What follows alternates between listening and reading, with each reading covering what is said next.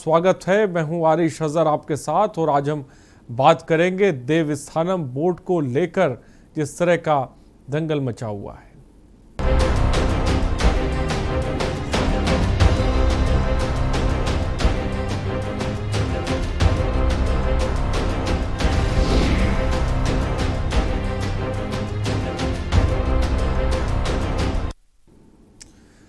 संत समाज का दर्द, खून भरा पत्र। जी हां, उत्तराखंड में देवस्थानम बोर्ड के खिलाफ तीर्थ पुरोहितों का आंदोलन जारी है। नाराज तीर्थ पुरोहितों ने अब प्रधानमंत्री मोदी से ही गुहार लगाई है। दरअसल तीर्थ पुरोहितों ने प्रधानमंत्री मोदी को खून से भरा पत्र लिखा है। पत्र में उन्होंने तीर्थ पुरोहितों की रक्षा के लिए यथाशीघ्र देवस्थानम बोर्ड को भंग करने की मांग की है। उन्होंने लिखा है कि सनातन धर्म की पौराणिक परंपराओं के साथ छेड़छाड़ किसी भी दशा में बर्दाश्त नहीं होगी। इसके साथ ही देवस्थानम बोर्ड के विरोध में तीर्थ पुरोहितों का 63वें दिन भी क्रमिक धरना जारी है। कुल मिलाकर देवस्थानम पर विवाद थम नहीं रहा है। आज हम इसी पर बात करेंगे, उससे पहले रिपोर्ट देखिए।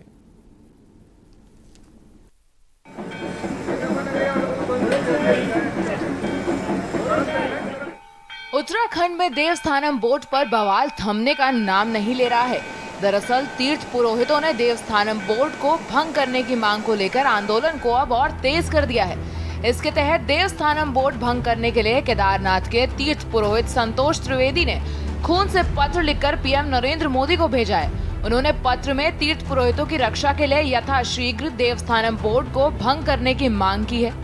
उन्होंने लिखा है कि सनातन धर्म की पौराणिक परंपराओं के साथ छेड़छाड़ किसी भी दशा में बर्दाश्त नहीं की जाएगी। वहीं केदारनाथ में नाराज आंदोलनकारियों ने नारेबाजी कर जुलूस भी निकाला।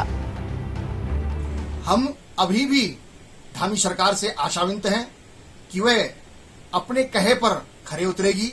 उनका हमसे वादा है कि हम इस कानून को पूर्णतः रद्द करेंगे और हम इसका इंतजार कर रहे हैं। लेकिन अफसोस है कि वे भी पूर्व मुख्यमंत्रियों की तरह इसको टालने की कोशिश कर रहे हैं, ऐसा हमें समाचार पत्रों से ज्ञात हो रहा है। आज हमारा यह धरना प्रदर्शन 63वें दिन भी जारी है और जब तक कि सरकार इस कानून को निरस्त नहीं करती है और इस पे शासनादेश नहीं लाती है, तब तक हम इसी प्रकार से आंदोलन करेंगे और इससे भी आगे उग्र आंदोलन करेंगे और आगे हम इस क्षेत्र के समस्त गांव में घूम घूम करके देवस्थानम एक्ट के विरोध में इस क्षेत्र की सम्रांत जनता को इस काले कानून के विरोध में एकत्रित करेंगे। आपको बता दें कि तीर्थ पुरोहितों ने सरकार को चेतावनी देते हुए कहा है कि अगर सरकार देवस्थानम बोर्ड को वापस नहीं लेती है तो 17 अगस्त से आंदोलन को और उग्र कर दिया जाएगा, जिसके तहत बीजेपी विधायकों, मंत्रियों आदि को काले झंडे दिखाए जाएंगे। वहीं तीर्थ पुरोहितों के इस आक्रोश पर सियासत भी गर्मा गई है। कांग्रेस प्रदेश अध्यक्ष गणेश गोदियाल ने सरकार पर हमला करते हुए कहा कि सरकार बेवजह तीर्थ पुरोहितों को परेशान करने में लगी हुई है। सरकार को देवस्थानम बोर्ड को वापस लेना होगा। ऐसा न होने पर कांग्रेस की सरकार आने पर सबसे पहला काम कांग्रेस इस बोर्ड को भंग करने का करेगी। जबकि बीजेपी नेता वीरेंद्र बिष्ट का आरोप है कि विपक्षी दल तीर्थ पुरोहितों को भड़काने का लगातार प्रयास कर रहा है, जबकि मुख्यमंत्री पुष्कर सिंह धामी इस मामले में गंभीर हैं। यही वजह है कि इस मामले में हाई पावर कमेटी का भी गठन किया गया है। इस दौरान उन्होंने तीर्थ पुरोहितों से आंदोलन समाप्त करने की गुजारिश भी की। ऐसे लोगों को खून से पत्र लिखना पड़े तो ये बहुत ही दयनीय स्थिति है और बहुत ही हृदय विदारक स्थिति है। लेकिन भारतीय जनता पार्टी की सरकारें, चाहे वो केंद्र में हो और चाहे वो राज्य में हो, हर जगह आंख और कान इनके बंद हुए हैं। ये मूक और बधिर लोग सत्ता में बैठे हुए हैं, इसलिए इनसे कोई सकारात्मक निर्णय की उम्मीद करना स्वयं अपने आप को धोखा देने जैसा है। अब उनको राजनीतिक दलों ने बरगलाने का काम किया, दिग्भ्रमित करने का काम किया। अब वो राजनीतिक दलों के कहने अनुसार चल रहे हैं। कांग्रेस पार्टी उनको उकसाने का काम कर रही है। अब उनके बहकावे में उकसाने में आ रहे हैं। हम तो उनसे यही कहना चाहते हैं कि हमारे राज्य के यशस्वी मुख्यमंत्री पुष्कर सिंह धामी जी ने उनको विश्वास दिलाया है कि वो इस पर चिंतन कर रहे हैं। कमेटी उन्होंने बनाई है और कमेटी से बातचीत करने के बाद जो भी तीर्थ पुरोहित चाह रहे हैं उसको उसमें सम्मिलित किया जाएगा। कुल मिलाकर देवस्थानम बोर्ड पर हंगामा थम नहीं रहा है। तीर्थ पुरोहितों के आक्रोश से साफ है कि जैसे जैसे सरकार इस मामले में देर करेगी, वैसे वैसे पुरोहितों का आंदोलन उग्र होता जाएगा। ऐसे में सवाल ये है कि आखिर क्यों मौजूदा मुख्यमंत्री कोई अंतिम निर्णय नहीं ले पा रहे हैं? क्यों पूर्व मुख्यमंत्री तीरथ सिंह रावत सिर्फ आश्वासन देकर चले गए? क्या बीजेपी अपने ही पूर्व मुख्यमंत्री के फैसले को पलटने से डर रही है? सवाल तो ये भी है कि अगर ये देवस्थानम बोर्ड कांग्रेस ने बनाया होता तो क्या तब भी सरकार इसी तरह से टाला मटोली करती? ऐसे अनगिनत सवाल अपने जवाब का इंतजार कर रहे हैं। देहरादून से के न्यूज इंडिया के लिए अंकित काला की रिपोर्ट।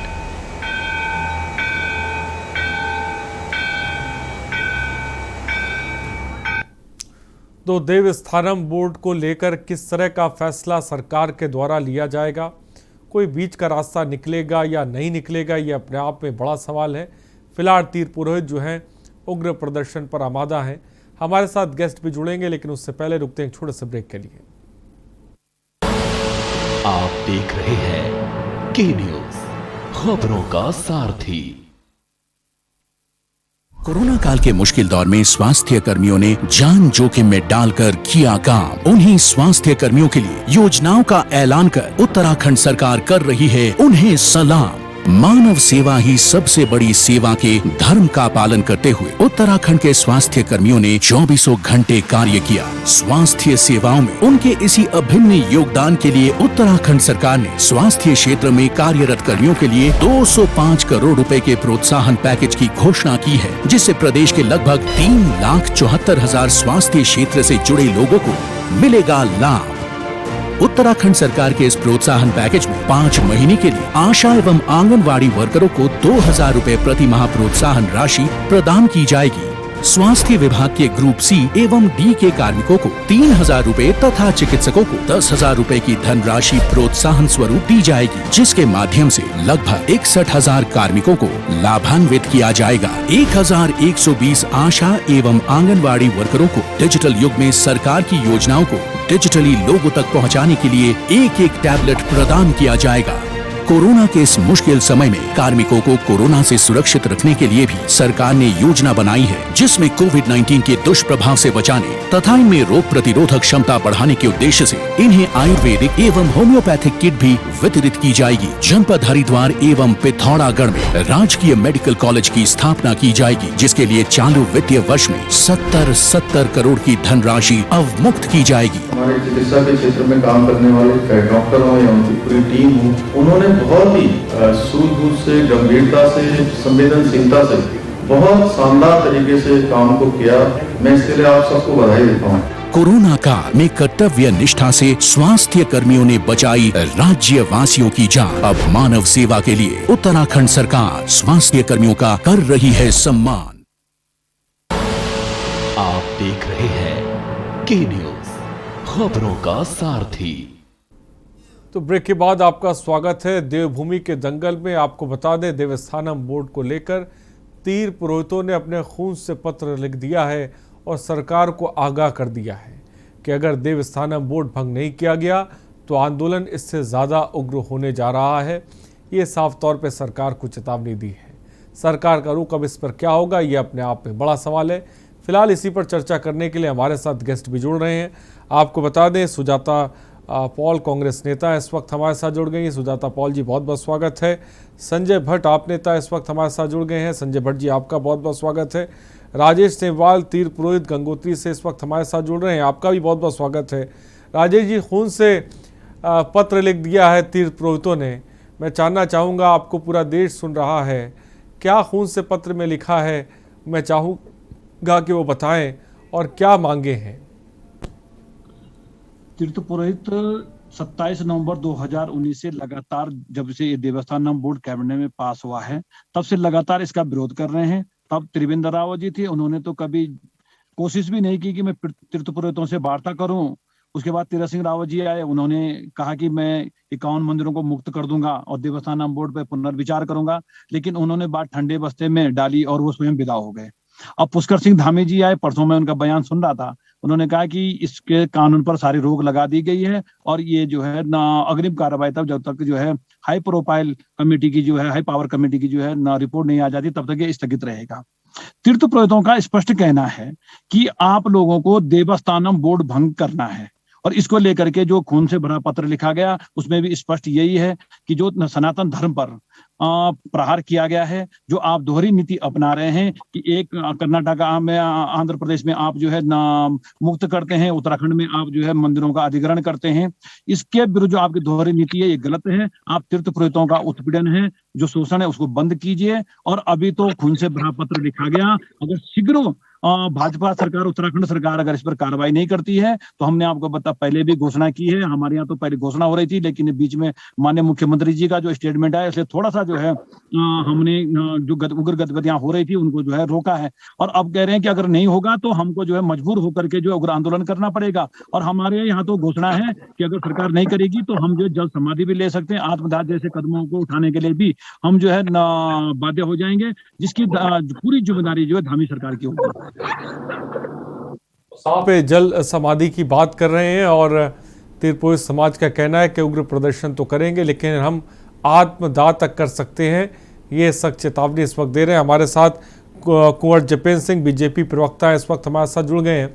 कुंवर जपेंद्र सिंह जी, आपने सुना राजेश सेमवाल इस वक्त हमारे साथ बैठे हुए हैं, तीर्थ पुरोहित हैं और आप देख रहे हैं जिस तरह से तीर्थ पुरोहित समाज जो है वो सड़कों पर है, प्रदर्शनरत है लंबे वक्त से, लेकिन अभी तक सिर्फ और सिर्फ आश्वासन के अलावा उन्हें कुछ मिला नहीं है और अब तो खून से पत्र लिख दिया गया है, क्या कहेंगे आप? ऐसा नहीं है, इसमें माननीय मुख्यमंत्री जी का बयान पहले ही आ चुका है कि सभी के सम्मान को सुरक्षित रखते हुए और हमारे लिए भारतीय जनता पार्टी के लिए माननीय मुख्यमंत्री जी के लिए पंडा पुरोहितों का सम्मान सर्वोपरि है। उनके अधिकारों के साथ कोई छेड़छाड़ ना हो, उन्हें पूरा सम्मान मिले। और देखिए इस पूरे बोर्ड की जो एक कार्य प्रणाली है वो पूरे हमारे रिलीजियस टूरिज्म को और पूरे पर्वतीय क्षेत्र में चारों धामों के क्षेत्र में सुविधाओं को बढ़ाने के लिए है, ना कि पंडा पुरोहितों के अधिकार का हनन करने के लिए या उनकी सुविधाओं में कुछ कमी करने के लिए। ऐसा कोई विचार नहीं है। और आपके माध्यम से हम ये संदेश देना चाहेंगे सरकार की तरफ से, संगठन की तरफ से, कि निश्चित तौर पर आप ये थोड़ा इंतजार करें, जो होगा बहुत अच्छा होगा। और पंडा पुरोहितों के पूरे सम्मान को कायम रखते हुए पूरी तरह से, ये तो पंडा पुरोहित समाज भी चाहेगा ना कि उत्तराखंड देवभूमि में जो हमारे ये चारों धाम हैं ये युगों युगों से हैं, ये कोई आज से नहीं है। 10, 20, 30 ये सतयुग में भी थे, कलयुग में भी हैं, द्वापर में भी थे, त्रेता में भी हैं। तो पूरी दुनिया से जो यहाँ तीर्थ यात्री आते हैं तो निश्चित तौर पर उनको एक सुविधाएं भी मिलनी चाहिए और ये रिलीजियस कॉरिडोर इसमें पूरी तरह से कामयाब होना चाहिए। और ये कामयाब तभी होगा जब हम इसकी व्याख्या को समझेंगे और इसके मोटिव को समझेंगे कि इसका पूरा आधार किस तरह से हो। और ये हम सब लोगों को मिलजुल के बनाना है और इसमें पंडा पुरोहितों के रोल को कहीं से भी नकारा नहीं जा सकता। और भारतीय जनता पार्टी और माननीय मुख्यमंत्री जी इसमें वचनबद्ध हैं कि पूरी तरह से सबके सम्मान को सुरक्षित रहते हुए जो भी नीति बनेगी वो उस नीति के आधार पर काम किया जाएगा और सबके सहयोग से किया जाएगा। राजेश सेमवाल जी, क्या कहेंगे इस पे? तो स्पष्ट कहूंगा कि भारतीय जनता पार्टी के जितने भी प्रवक्ता डिबेट में आते हैं शायद तो वो एक्ट का अध्ययन करके नहीं आते हैं। मैं कुंवर साहब को स्पष्ट कहना चाहूंगा, आप कह रहे हैं कि आपके हक अधिकारों पर कोई भी प्रहार नहीं होगा। आपने शायद उसमें लाइन नहीं पढ़ी, उसमें लिखा कि आप जो है पूजा पुरोहितों की नियुक्ति भी बोर्ड करेगा, ये उसमें लिखा है। सीओ का आपने इतना पावरफुल बना दिया। भाई साहब आप पढ़िए, उसमें पंडा पुरोहितों का जो नियुक्ति है वो भी आपने उसमें लिख दिया कि सीओ करेगा नियुक्ति। अगर नहीं लिखा तो पढ़िए आप एक्ट में, क्योंकि जितने भी प्रवक्ता आते हैं एक्ट का अध्ययन करके नहीं आते हैं, बाहर बाहर की बातें करते हैं, ऐसा हो जाएगा वैसा हो जाएगा। जितनी बातें आप बता रहे हैं ये हम माननीय मुख्यमंत्री जी की जो है क्या नाम जहां इनकी बाइट आ रही है हम भी सुन रहे हैं, लेकिन इन्होंने आधिकारिक तौर पर ना ही इन्होंने जो है कोई उसका शासनादेश निकाला। अगर इनका कानून स्थगित रहेगा तो उसका शासनादेश आना चाहिए। ठीक है, मैं आऊंगा ये सवाल भी लूंगा। सुजाता पॉल भी इस वक्त हमारे साथ है। सुजाता पॉल, जो इस वक्त सरकार और जिसे कह सकते हैं कि तीर्थ पुरोहितों के बीच ठनी हुई है, उसको लेकर कांग्रेस क्या सोचती है? कांग्रेस का क्या कहना है? देखिए, कांग्रेस शुरू से अपने पंडा पुरोहितों के साथ खड़ी है। हमारे जो हक हकूकधारी हैं उसमें सिर्फ हमारे पंडा पुरोहित नहीं आते, वहां पे जितने लोग रहते हैं जिनका व्यवसाय जुड़ा हुआ है 4 धामों से, वो सब भी आते हैं। तो आप अगर उसमें देखें, जो पोर्टर्स होते हैं, जो लोगों का सामान उठाते हैं, या जो लोगों को एक जगह से दूसरी जगह लेके जाते हैं, जैसे खच्चर वाले जो हैं, ये सारे ही लोग तो हक हकूकधारी हैं। मगर इनके हक हकूकों पर डाका डालने वाली सरकार के विरुद्ध खड़ी है कांग्रेस पार्टी। और देवभूमि का सम्मान करना जिसको आता होगा वो हमारे हक हकूकधारियों का सम्मान करेंगे और बिना उनसे बातचीत करे कोई कार्रवाई नहीं करेंगे। मैं आपको याद कराना चाहती हूँ कि इस प्रकार का एक एक्ट लाया जा रहा था नारायण दत्त तिवारी जी के समय पर। उस वक्त हमारे पंडा पुरोहित गए थे उनसे मिलने के लिए, उनका आवाज घेराव हुआ। तब नारायण दत्त तिवारी जी ने उन्हें अंदर बुलाया, आदर सम्मान किया और उनको उस समय का मुझे ठीक से याद नहीं है कि 500-500 रुपए भी शायद दिए थे, सेमवाल जी बताएंगे। और उनको कहा, अधिकारियों को बुलाया, चीफ सेक्रेटरी को बुलाया और कहा कि इसको जाके डस्टबिन में डाल दो, अगर हमारे पंडा पुरोहित नहीं चाहते तो ये एक्ट नहीं लागू होगा। उसका जो स्वरूप है वो अलग था।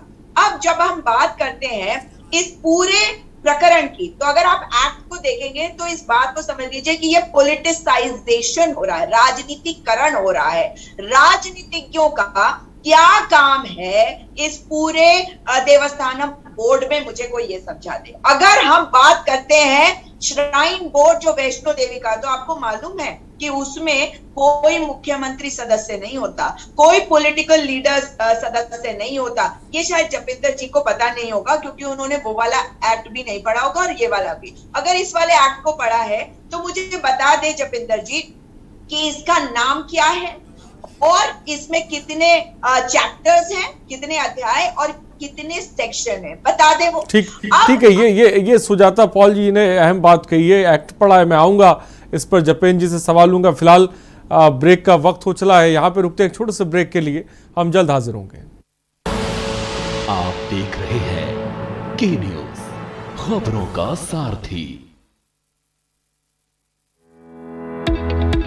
उत्तराखंड सरकार ने बेटियों के जन्म को प्रोत्साहित करने और उनके जीवन को सुरक्षित बनाने की दिशा में बड़ी पहल करते हुए मुख्यमंत्री महालक्ष्मी योजना का शुभारंभ किया है।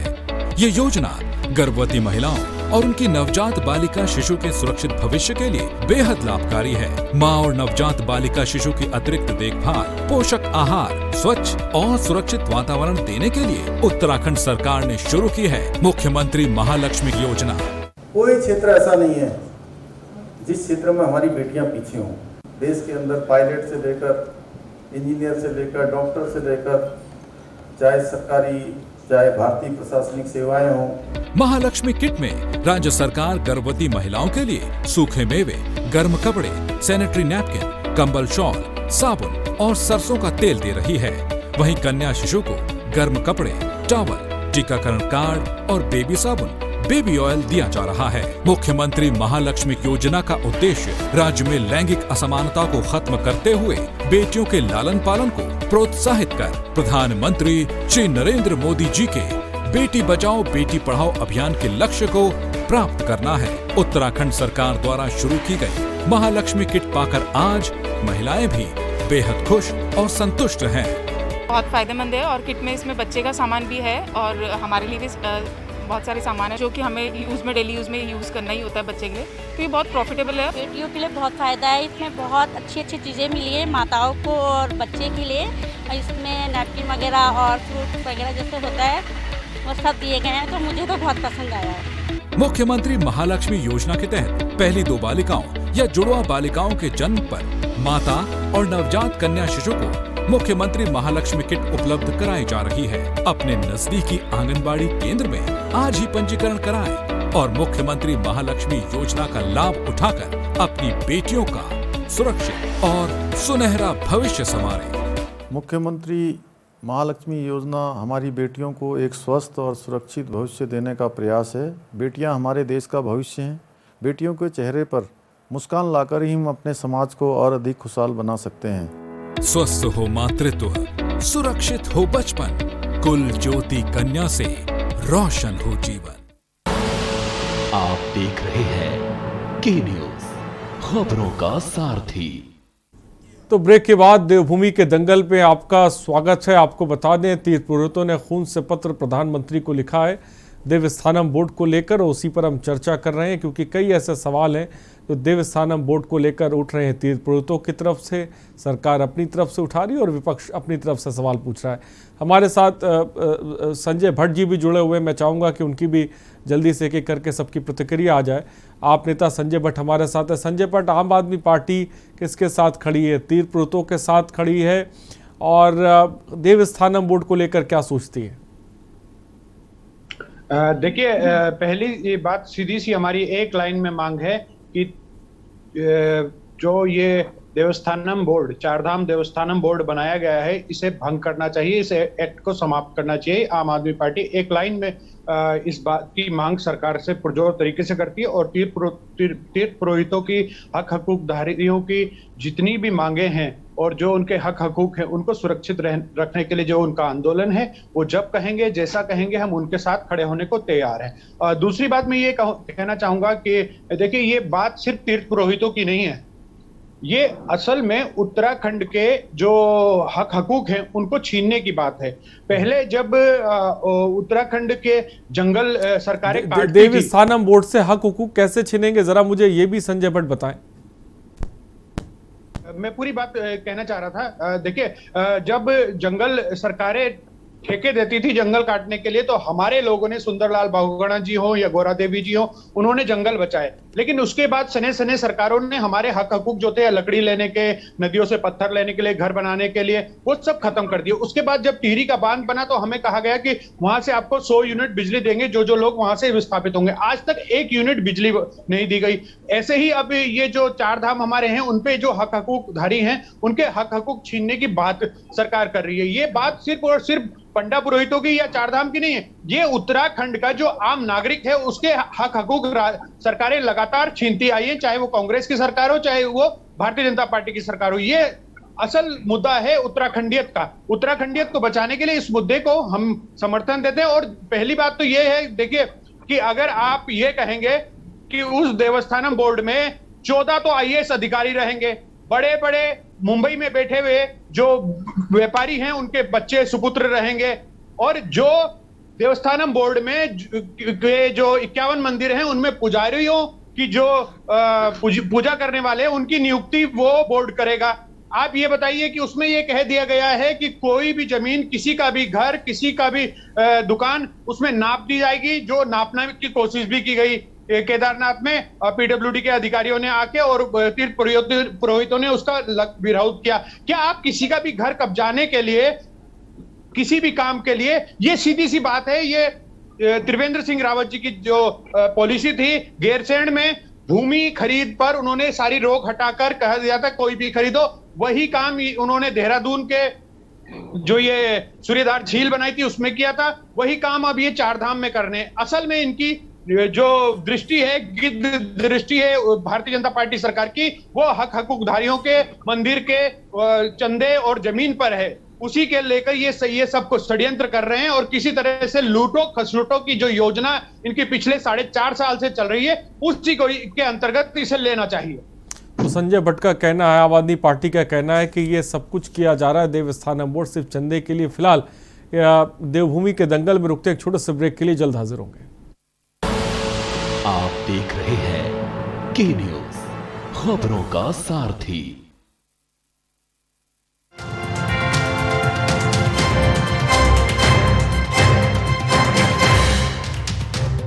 नमस्कार।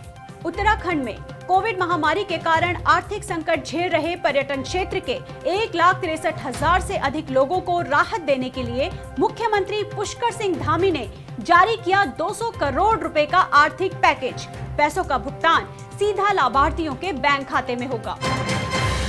धामी सरकार ने स्वास्थ्य और चिकित्सा क्षेत्र में राहत और प्रोत्साहन के लिए 205 करोड़ रुपए का पैकेज आवंटित किया है। 3,73,000 से अधिक लोग होंगे सीधे तौर पर लाभान्वित। पैकेज के तहत आशा और आंगनवाड़ी वर्करों को 5 महीने तक 2,000 रुपए की प्रोत्साहन राशि दी जा रही है। वहीं स्वास्थ्य विभाग के ग्रुप सी और डी कर्मचारियों को 3,000 रुपए और चिकित्सकों को 10,000 रुपए की प्रोत्साहन राशि दी जा रही है। राज्य में चिकित्सा सेवाओं को दुरुस्त करने के लिए पिथौरागढ़ और हरिद्वार में मेडिकल कॉलेजों के लिए कुल 140 करोड़ की रकम जारी की गई है। युवाओं के रोजगार के मुद्दे पर मुख्यमंत्री का खास फोकस। विभिन्न सरकारी विभागों में लगभग 22,000 रिक्त पदों पर भर्ती प्रक्रिया को हरी झंडी दिखा दी गई है। अतिथि शिक्षकों का वेतन 15,000 से बढ़ाकर 25,000 रुपए और MBBS इंटर्न चिकित्सकों का स्टाइपेंड 7,500 रुपए से बढ़ाकर 17,000 रुपए कर दिया गया है। राज्य के प्रतिभावान छात्र छात्राओं को प्रोत्साहित करने के लिए UPSC, उत्तराखंड लोक सेवा आयोग, NDA और CDS की प्राथमिक परीक्षा पास करने पर 50,000 रुपए की धनराशि दी जाएगी ताकि आगे परीक्षा की तैयारी में कोई दिक्कत न आए। धामी सरकार के इन फैसलों का राज्यवासियों ने गर्मजोशी से स्वागत किया है।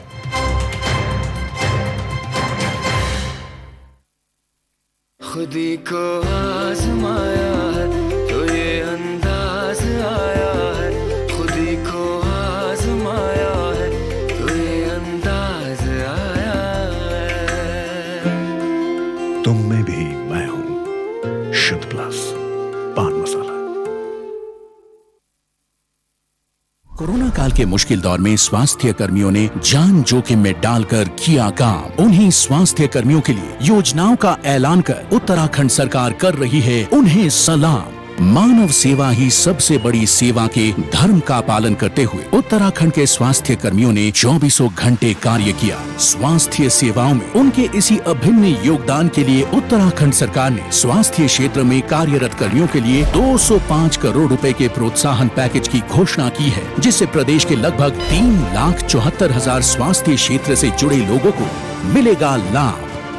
उत्तराखंड सरकार के इस प्रोत्साहन पैकेज में 5 महीने के लिए आशा एवं आंगनवाड़ी वर्करों को 2,000 रुपए प्रति माह प्रोत्साहन राशि प्रदान की जाएगी। स्वास्थ्य विभाग के ग्रुप सी एवं डी के कार्मिकों को 3,000 रुपए तथा चिकित्सकों को 10,000 रुपए की धनराशि प्रोत्साहन स्वरूप दी जाएगी, जिसके माध्यम से लगभग 61,000 कार्मिकों को लाभान्वित किया जाएगा। 1,120 आशा एवं आंगनवाड़ी वर्करों को डिजिटल युग में सरकार की योजनाओं को डिजिटली लोगों तक पहुंचाने के लिए एक टैबलेट प्रदान किया जाएगा। कोरोना के इस मुश्किल समय में कार्मिकों को कोरोना से सुरक्षित रखने के लिए भी सरकार ने योजना बनाई है, जिसमें कोविड-19 के दुष्प्रभाव से बचाने तथा इनमें रोग प्रतिरोधक क्षमता बढ़ाने के उद्देश्य से इन्हें आयुर्वेदिक एवं होम्योपैथिक किट भी वितरित की जाएगी। जनपद हरिद्वार एवं पिथौरागढ़ में राजकीय मेडिकल कॉलेज की स्थापना की जाएगी, जिसके लिए चालू वित्तीय वर्ष में 70 करोड़ की धनराशि अवमुक्त की जाएगी। हमारे चिकित्सा के क्षेत्र में काम करने वाले डॉक्टरों या उनकी पूरी टीम हो, उन्होंने बहुत ही सूझबूझ से, गंभीरता से, संवेदनशीलता से बहुत शानदार तरीके से काम को किया। मैं इसके लिए आप सबको बधाई देता हूँ। कोरोना काल में कर्तव्य निष्ठा से स्वास्थ्य कर्मियों ने बचाई राज्य वासियों की जान। अब मानव सेवा के लिए उत्तराखंड सरकार स्वास्थ्य कर्मियों का कर रही है सम्मान। आप देख रहे हैं के न्यूज, खबरों का सारथी। ब्रेक के बाद आपका स्वागत है देवभूमि के दंगल में। तो देवस्थानम बोर्ड को जिस तरह का तीर्थपुरोहितों का आंदोलन चल रहा है उस पर हम चर्चा कर रहे हैं। सीधे रुक करते हैं कुंवर दीपेन जी की तरफ। कुंवर दीपेन जी, कई सारे सवाल है, मैं चाहूँगा कि उसके एक करके जवाब दें। पहली चीज़ जो ये बात कही जा रही कि देवस्थानम बोर्ड को लेकर जो तीर्थ पुरोहितों के उनके हकूक़ है वो छीन लिए जाएंगे, तो कैसे उन हक हकूक़ों को आप सुरक्षित रखेंगे? दूसरी चीज़ ये है, जब तीर्थ पुरोहित नहीं चाहते हैं देवस्थानम बोर्ड, तो फिर देवस्थानम बोर्ड क्यों बनाया जा रहा है?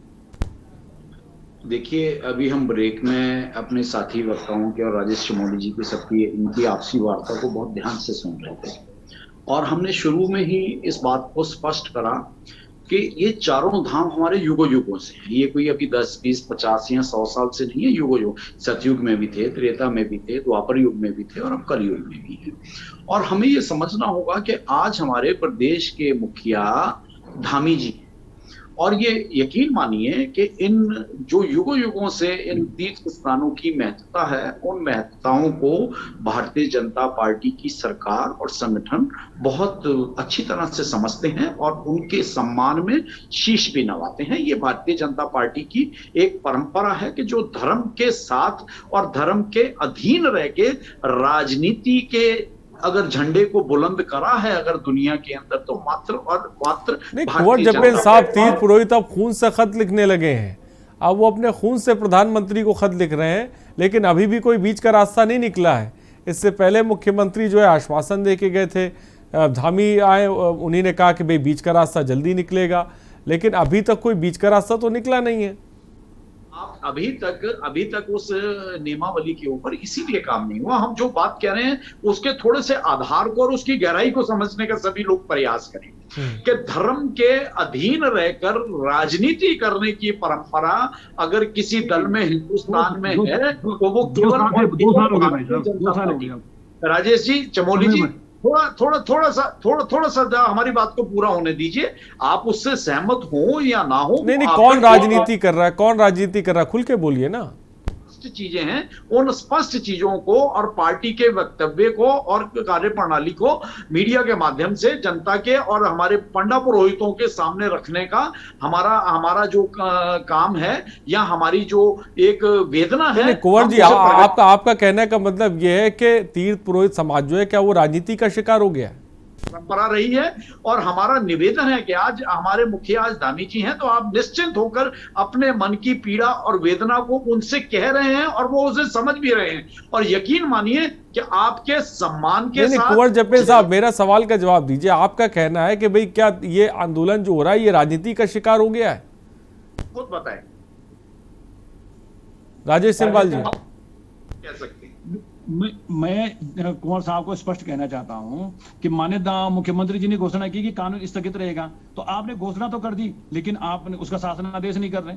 आपने जो है कहा कि कमेटी बनेगी, 21 तारीख को आपने उत्तरकाशी में आकर के घोषणा कर दी। आज जो है ना 13 तारीख हो गई, आप लगाइए हाई पावर कमेटी की प्रक्रिया शुरू कर दी गई है राज्य सरकार द्वारा। चमोली जी, 22 दिन में अब शुरू हो रही है और बहुत जल्द सब तथ्यों के साथ सब आपके समक्ष होगा और जो भी होगा आप सब लोगों के सम्मान में हो। नहीं, जो आप घोषणा कर रहे हैं तो उसको धरती पे उतार देते तो ना अच्छा होता। आप तो घोषणा कर रहे हैं लेकिन धरती पे नहीं आ रहा। थोड़ा सा सब्र, बस थोड़ा सा सब्र और संतोष, और जो इसका अच्छा निकलेगा आप लोगों को केवल भारतीय जनता पार्टी की कार्यप्रणाली और भारतीय जनता पार्टी के ऊपर विश्वास होना चाहिए कि भारतीय जनता पार्टी के कुछ करेंगे, पंडा पुरोहितों के अधिकारों भी खिलवाड़ नहीं होगा, ये हम आपको यकीन दिला सकते हैं। अगर आप ये हम गंगोत्री से जो मैं आपको स्पष्ट बोलूंगा, गंगोत्री से जो है सत्ता की चाबी निकलती है, जो जीता उसकी सरकार बनती है और जीता हुआ है जिसको गंगा मैया का आशीर्वाद मिलता है। तो नहीं करोगे तो गंगोत्री धाम के आगे पूरा विश्व शीश नवाता है और भारतीय जनता पार्टी की कार्यप्रणाली, धार्मिक रीति रिवाजों और बाकी चीजों को लेकर आप हमसे बेहतर जानते हैं। तो निश्चित रहिए जो होगा धर्म के अनुरूप होगा और जो होगा आपके मान सम्मान के अनुरूप होगा। कुंवर जब्बेन सिंह जी, ये बता दीजिए राजनीति कौन कर रहा है? इससे बड़ी बात नहीं कह सकते क्योंकि प्रदेश के मुखिया वचनबद्ध हैं इस इशू के ऊपर। कुंवर जब्बेन जी, आपका कहना है कि राजनीति हो रही, राजनीति कौन कर रहा है, जरा ये तो बता दीजिए। आपने हमसे सवाल करा, हम बताएं इस पर राजनीति कौन कर रहा है? जी आपके सामने ही है। आज देवस्थान बोर्ड के ऊपर आम आदमी पार्टी जो अभी शुरुआत जिसकी हुई है वो कांग्रेस का समर्थन करती हुई नजर आ रही है। ये तो ऐसे लग रहा है जैसे इन्होंने अभी से घोषणा कर दी कि अगर हमें मौका मिला तो हम उत्तराखंड में मिलकर सरकार बना लेंगे। तो ये दिल्ली की पुनरावृत्ति उत्तराखंड में करने का या उत्तराखंड में दोहराने का ये ख्याल त्याग दें। और कांग्रेस और बाकी विपक्षी दल सभी एक ही सिक्के के पहलू हैं और निश्चित तौर पर ये उत्तराखंड की जनता भली भांति जानती है। और जो तीर्थ स्थानों को लेकर जो हमारे पंडा पुरोहित समाज को भ्रमित करने का काम विपक्ष कर रहा है। ठीक है, संजय भट्ट काय भ्रमित कर रहे हैं, जवाब दें। मैं आऊंगा सुजाता पॉल जी आपके पास। समाज के ऊपर पूरा भरोसा है कि वो भी सही को सही। संजय भट्ट जी काय भ्रमित कर रहे हैं, जवाब दें। देखिए इन्होंने हम पे आम आदमी पार्टी पे, क्योंकि कुंवर जपेंद्र सिंह जी ने सवाल उठाया है कि हम कांग्रेस की भाषा बोल रहे हैं। अरे मान्यवर भारतीय जनता पार्टी के प्रवक्ता जी, अगर हम कांग्रेस की भाषा बोल रहे हैं तो आप ये बताएं कि हमारे जो पुरोहित हैं, जो हमारा पुरोहित समाज है, वो किसकी भाषा बोल रहा है? भाई हम अपने उत्तराखंड के देव पुरोहित हैं, वो देवताओं के पुरोहित हैं, उनकी भाषा ना बोले तो किसकी भाषा बोले? अब देखिए बात पूरी होने दीजिए। अरे आपकी चिंता देखिए, पूरे उत्तराखंड ने जागेश्वर धाम में आकर आपके सांसद ने जो भाषा का प्रयोग किया पंडा पुरोहितों के साथ, वो पूरे उत्तराखंड ने, पूरे देश ने देखा है कि आपकी क्या चिंता है। आपकी चिंता देखिए कि हरिद्वार में जो हर की पेड़ी है, वहां जो गंगा बहती है, उसको आप स्केप चैनल यानी नहर घोषित कर देते हैं। आपकी सारी चिंता है, पूरा उत्तराखंड देख रहा है। आपकी जो ये काम है, पूरा उत्तराखंड देख रहा है। आपका पूरा उत्तराखंड देख रहा है कि आप एक बार तो ये कहते हैं कि भैया हम इसको स्थगित कर देते हैं, आज तक जियो जारी नहीं करते। आप कहते हैं कि हम हाई पावर कमेटी बना देते हैं, आज तक हाई पावर कमेटी में कौन सदस्य है, कौन अध्यक्ष है, कौन चेयरमैन है, किसी को नहीं दिखाई देता। अरे भैया, जब पंडा पुरोहित कह रहे हैं, हमारे हक दायरी कह रहे हैं कि एक लाइन में आप इस देवस्थानम बोर्ड को हटा दीजिए, कैंसिल कर दीजिए, तो आप ये इधर उधर की बातें कर उनको क्यों बरगला रहे हैं? आपने 2 साल से नहीं किया, अब 4 महीने रह गए सिर्फ चुनाव के लिए। ये अगस्त चल रहा है, 4 महीने बाद जनवरी आ जाएगा, आचार संहिता लग जाएगी, तब पंडा पुरोहित, हमारे देव पुरोहित हैं, वो कहाँ जाएंगे, किसके पास जाएंगे? क्या चुनाव आयोग के पास जाएंगे? 4 महीने का समय आपके पास रह गया है। ठीक है, जल्दी से जवाब दे कुंवर जपेंद्र जी, फिर मैं सुजाता जी के पास जाता हूँ। पार्टी और कांग्रेस की हताशा को हम समझ सकते हैं और उनकी ये हताशा जायज भी है, क्योंकि आज तक तो उन्हें धर्म परम धार्मिक स्थानों की कोई चिंता नहीं थी। राजेश सेमवाल जी हंस रहे हैं आपकी बात पे, और हम इस हताशा का पुरोहित राजेश सेमवाल जी हंस रहे हैं भारतीय जनता पार्टी के प्रवक्ता के बयान पे। चिंता करने के लिए भारतीय जनता पार्टी सक्षम है और भारतीय जनता पार्टी की सरकार और माननीय मुख्यमंत्री जी वचनबद्ध हैं। तो हम आम आदमी पार्टी, ठीक है, आपकी बात आ गई। ठीक है, मैं आऊँगा ब्रेक के बाद, सुजाता पाल के पास जाऊँगा, मैं उनसे भी जवाब लिया जाएगा। फिलहाल रुकते छोटे से ब्रेक के लिए, जल्द हाजिर होंगे। आप देख रहे हैं के न्यूज़, खबरों का सारथी।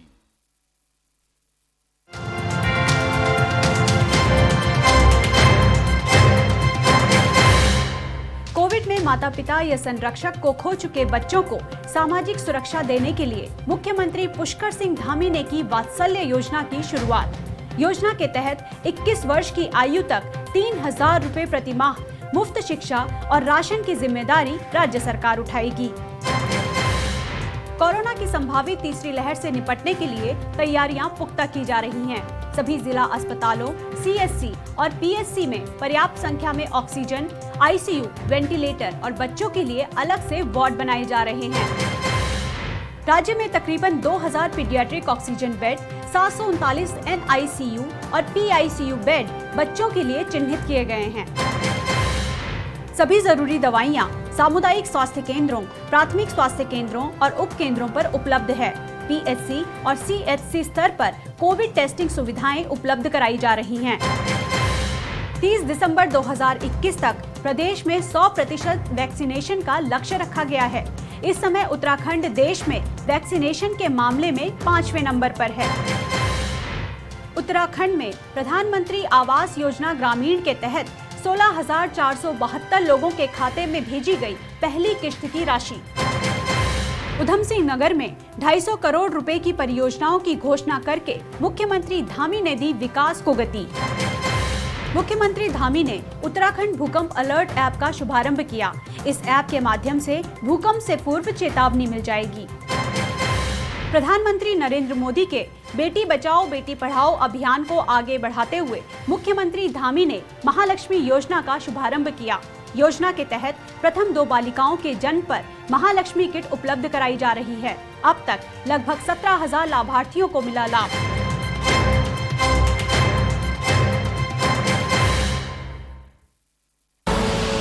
आप देख रहे हैं के न्यूज, खबरों का सारथी। ब्रेक के बाद आपका स्वागत है देवभूमि के दंगल में। तो देवस्थानम बोर्ड को लेकर इस वक्त चर्चाएं हैं, क्योंकि तीर्थपुरोहितों ने खून से पत्र प्रधानमंत्री को लिख दिया है। क्या इस खून से लिखे हुए पत्र का असर होगा? क्या देवस्थानम बोर्ड को लेकर जल्दी कोई फैसला लिया जाएगा? क्या तीर्थपुरोहितों की नाराजगी जल्दी दूर होगी? ये अपने आप में बड़ा सवाल है। हमारे साथ कांग्रेस नेत्री सुजाता पॉल भी जुड़ी हुई। सुजाता पॉल जी, कुंवर जपेन जी का कहना है कि भाई आप और कांग्रेस, आम आदमी पार्टी और कांग्रेस मिलकर गेम प्लान बना रही है और इसमें जो है तीर्थपुरोहितों को वलगराया जा रहा है। क्या कहेंगे इस पर? देखिए, भारतीय जनता पार्टी का चाल चरित्र चेहरा यही तो है कि अपने लोगों को कहेगी कि बरगला रहे हैं। ये दूध पीते बच्चे दिख रहे हैं इनको। ये कौन है समझ लीजिए, और थोड़ा सा सोच समझ के बात करिए। कम से कम सम्मान नहीं कर सकते तो अपमान तो मत करिए।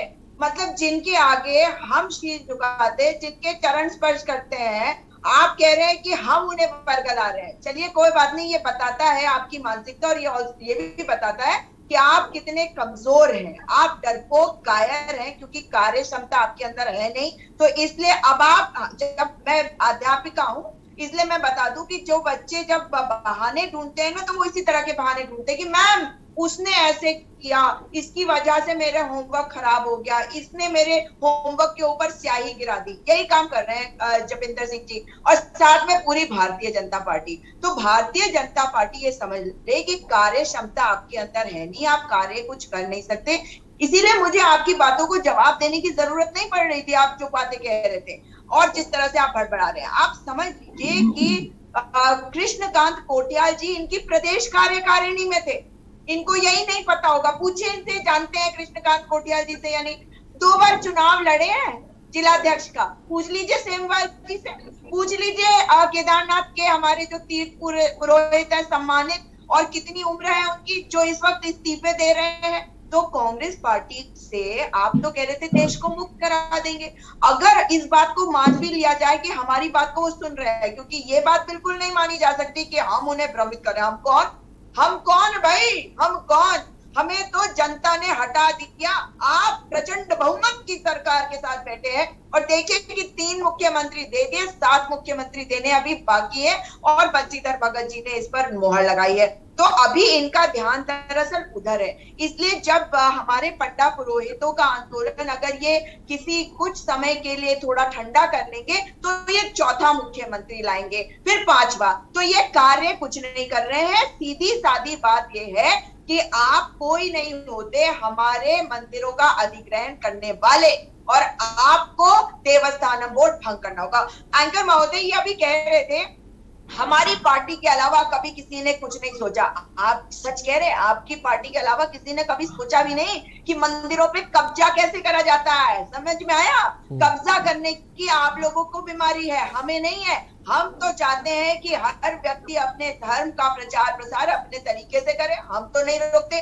लेकिन अगर किसी के साथ भी गलत होता है तो हम उसके साथ खड़े हैं। पूछ लीजिए मेरे पंडा पुरोहित भाइयों से, अगर किसी को कभी ये भी लगा हो कि हम इनसे वोटों की राजनीति कर रहे हैं, हम तो इनकी समस्या को आगे रख रहे हैं, क्योंकि ये समस्या जनता की है। ये हमारे पंडा पुरोहित, तीर्थ पुरोहित, हक हकूकधारियों की समस्या है। और अगर हम विपक्ष में हैं तो ये हमारी जिम्मेदारी है, और ये अपेक्षा करती है हमारे पंडा पुरोहित कि हम इनकी समस्याओं को सरकार को सुनाए और सरकार से समाधान ढूंढे। लेकिन सरकार इतनी अहंकारी है, सुनती नहीं, कहती है कि हम तो जो करेंगे। सुजाता पॉल जी, राजेश सेवाल ने जो कहा और जो तीर्थ पुरोहित कह रहे हैं कि भाई अगर सरकार ने हमारी नहीं मानी तो ये आंदोलन उग्र होगा, तो क्या उस उग्र आंदोलन में कांग्रेस उनके साथ है? निश्चित तौर पे हम इनके साथ हैं। आप देखिए कि संतोष त्रिवेदी आचार्य जी जो है, उन्होंने 3 महीने अर्धनग्न अवस्था में आंदोलन किया, बारिश में खड़े रहे केदारनाथ प्रांगण में। कहाँ थे ये? वे बीमार हुए, उनको प्रशासन ने एयरलिफ्ट करके अस्पताल पहुंचाया ऋषिकेश में। कहाँ थे ये? जिस वक्त इस सरकार का पिंडदान हुआ, जिस वक्त त्रिवेंद्र सिंह रावत का हमारे तीर्थ पुरोहितों ने पिंडदान किया, कहाँ थे ये? जिस वक्त हमारे तीर्थ पुरोहित इनसे वार्ता के लिए कह रहे थे, कहाँ थे ये? जिस वक्त तीर्थ पुरोहितों ने मोदी सरकार के खिलाफ और मोदी जी के खिलाफ नारे लगाने शुरू करे, तब इनकी नींद खुली है, क्योंकि इनको डर तो वहीं से लगता है, कठपुतली की सरकार। ठीक है, जवाब दे दीजिए कुंवर जपेंद्र जी, कहाँ थे आप? इतने सवाल उन्हीं ने कर लिए, कहाँ थे आप? बता दीजिए कहाँ पे आप थे। मगर क्या किसी ने अभी तक उनसे बात करी? हाई पावर कमेटी करते हैं, मगर हाय करना बंद करिए और बताइए कि वो पावर कमेटी है कहाँ, उसका हाय अलग करिए और पावर कमेटी बताइए। ये कार्य जो कर रहे हैं वो बताता ठीक है, जवाब दे लेते हैं सुजाता पॉल जी, कहाँ पे है हाई पावर कमेटी, बता दीजिए कुंवर जपेंद्र साहब। पढ़ के तो देखिए, 10 अध्याय हैं उसमें और इतने खतरनाक प्रोविजन उसमें डाले गए हैं। कुंवर जपेंद्र जी जवाब दें, आपने पढ़ा है? हमने बहुत ध्यान से अभी कांग्रेस की प्रवक्ता महोदय के बयानों को सुन रहे थे। अब इन्हें आप हमारा निवेदन है आपसे कि आप बता दें कि बीच में न बोला करें, ये बीच में न बोला करें, पूरी इनकी चर्चा को ध्यान से सुनते रहे, हम बीच में नहीं बोले और इनकी ये बहुत गंदी आदत है। बता दीजिए ना, वो पूछ रही है तो एक्ट का नाम बता दीजिए आप। बताइए कितने सेक्शन हैं, बताइए निवेदन है, हमारी बारी ये बोलने की, अब इनकी बारी सुनने की है, तो इनको निवेदन हमारा कि शिक्षक सुने और इनका काला उत्तराखंड चार धाम देवस्थानम अधिनियम 2019 आपका सुनने का वक्त है, आपका सुनने का वक्त है, मेहरबानी करके हमें सुने। आपने जाने का वक्त है और सुनने का भी वक्त है। हम बीच में आपको बिल्कुल नहीं रोका, आप कम से कम ठीक है, सुन लेते सुजाता पॉल, ठीक है सुनिए तो सही। ठीक है कुंवर जपेंद्र साहब सुन रहे हैं, बोलिए आप सुन रहे हैं। कांग्रेस की प्रवक्ता महोदया ने शुरू में आते ही अपने आप को बहुत बड़ा हिंदू धर्म का एक्सपोर्टर बताते हुए और भारतीय जनता पार्टी को कमजोर बताने का काम करा कि भारतीय जनता पार्टी, आप बहुत बड़े शक्तिशाली थे। कश्मीर के अंदर 76 सालों तक आप पंडा पुरोहितों के कत्ल करवाते रहे, उन्हें घर से बेघर करवाते रहे। कश्मीर मत जाइए कुंवर जपेंद्र साहब, कश्मीर होता वो उत्तराखंड की बात करिए, देवस्थानम बोर्ड की बात करिए। मैं चाहूंगा कि इस मुद्दे पे बात करिए, मैं आऊंगा, मैं इसी सवाल को आगे बढ़ाऊंगा, मुद्दे से मत भटकिए। फिलहाल रुकते एक छोटे से ब्रेक के लिए, जल्द हाजिर होंगे। आप देख रहे हैं के न्यूज, खबरों का सारथी।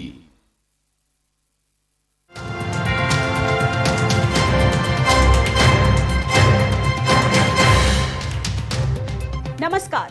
उत्तराखंड में कोविड महामारी के कारण आर्थिक संकट झेल रहे पर्यटन क्षेत्र के 1,63,000 से अधिक लोगों को राहत देने के लिए मुख्यमंत्री पुष्कर सिंह धामी ने जारी किया 200 करोड़ रुपए का आर्थिक पैकेज। पैसों का भुगतान सीधा लाभार्थियों के बैंक खाते में होगा। धामी सरकार ने स्वास्थ्य और चिकित्सा क्षेत्र में राहत और प्रोत्साहन के लिए 205 करोड़ रुपए का पैकेज आवंटित किया है। 3,73,000 से अधिक लोग होंगे सीधे तौर पर लाभान्वित। पैकेज के तहत आशा और आंगनवाड़ी वर्करों को 5 महीने तक 2,000 रुपए की प्रोत्साहन राशि दी जा रही है। वहीं स्वास्थ्य विभाग के ग्रुप सी और डी कर्मचारियों को 3,000 रुपए और चिकित्सकों को 10,000 रुपए की प्रोत्साहन राशि दी जा रही है। राज्य में चिकित्सा सेवाओं को दुरुस्त करने के लिए पिथौरागढ़ और हरिद्वार में मेडिकल कॉलेजों के लिए कुल 140 करोड़ की रकम जारी की गई है। युवाओं के रोजगार के मुद्दे पर मुख्यमंत्री का खास फोकस। विभिन्न सरकारी विभागों में लगभग 22,000 रिक्त पदों पर भर्ती प्रक्रिया को हरी झंडी दिखा दी गई है। अतिथि शिक्षकों का वेतन 15,000 से बढ़ाकर 25,000 रुपए और MBBS इंटर्न चिकित्सकों का स्टाइपेंड 7,500 रुपए से बढ़ाकर 17,000 रुपए कर दिया गया है। राज्य के प्रतिभावान छात्र छात्राओं को प्रोत्साहित करने के लिए UPSC, उत्तराखंड लोक सेवा आयोग, NDA और CDS की प्राथमिक परीक्षा पास करने पर 50,000 रुपए की धनराशि दी जाएगी, ताकि आगे परीक्षा की तैयारी में कोई दिक्कत न आए। धामी सरकार के इन फैसलों का राज्यवासियों ने गर्मजोशी से स्वागत किया है।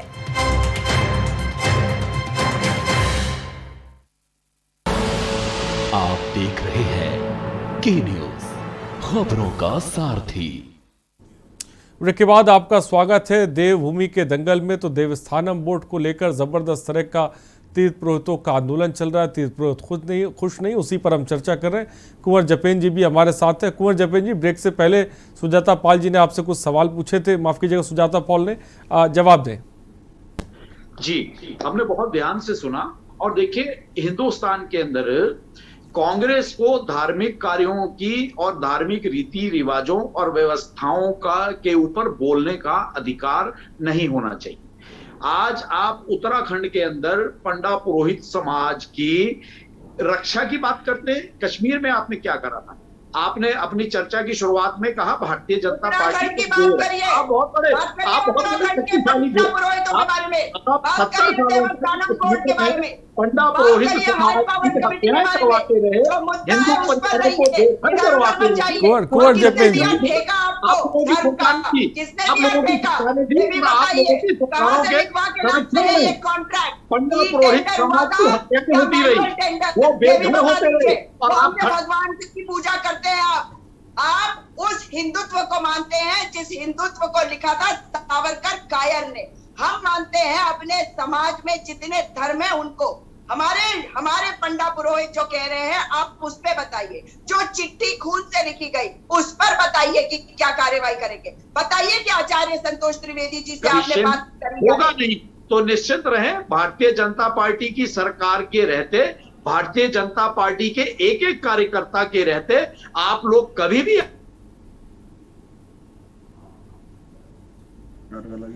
ठीक, शायद आवाज़ नहीं आ रही है। मैं चाहूँगा कि इस वक्त राजेश सेमवाल जी भी हमारे साथ हैं। राजेश सेमवाल जी, इस वक्त सरकार के प्रवक्ता भी हमारे साथ हैं, देश भी आपको सुन रहा है, क्या कहना चाहेंगे? फाइनल कमेंट में आपका जानना चाहूँगा देवस्थानम बोर्ड को लेकर क्या आपकी मांगे हैं, और अगर आपकी मांगे नहीं मानती है सरकार तो अगला कदम आपका क्या होने वाला है, इसको लेकर बताएं।